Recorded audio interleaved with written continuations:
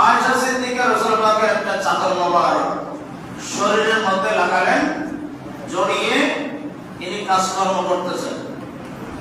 আয়েশা সিদ্দিকা হঠাৎ লক্ষ্য করলেন মদিনা শরীফের চতুর্দিকে এমন প্রবল বৃষ্টি শুরু বন্যা বেয়ে যাচ্ছে, পানি আর পানি, পানি আর পানি, এমন প্রবল বন্যা হলো। কিছুক্ষণ পর আমার নবী আয়েশা সিদ্দিকার হুজুরে শরীফে ঢুকলেন। ইয়া রাসূলুল্লাহ, এই প্রবল বৃষ্টির মধ্যে, বন্যার মধ্যে আপনি ঘর থেকে কোথায় গেলেন? মদিনা শরীফের চতুর্দিকে তো বন্যা ভেসে যায়। ইয়া রাসূলুল্লাহ, আপনি কোথায় গিয়েছেন? আমার নবী বলেন, হে আয়েশা, হুশ করে কথা বলো, তুমি দরজা খুলে দেখো তো মদিনা শরীফের কোথাও পানি আছে কিনা। আয়েশা সিদ্দিকা ঠিকই দরজা খুলে দেখতেছেন বাইরে বৃষ্টির কোনো নাম নিশানা নেই।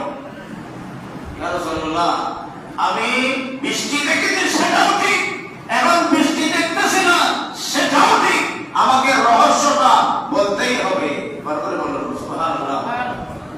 আমার নবী বলেন, এ আয়েশা, তুমি কি আমি নবীর কোন কাপড় তোমার শরীরের সাথে স্পর্শ করিয়েছো, গায়ে লাগিয়েছো, যার কারণে ওই ঘটনা দেখতে পেয়েছো?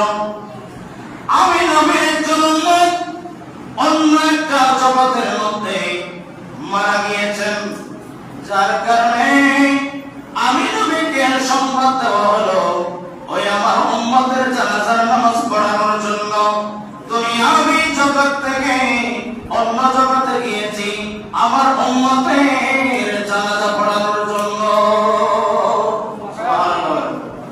এই দুনিয়ার জগতে নেই, অন্য একটা জগতে। কোন জগৎ? আল্লাহ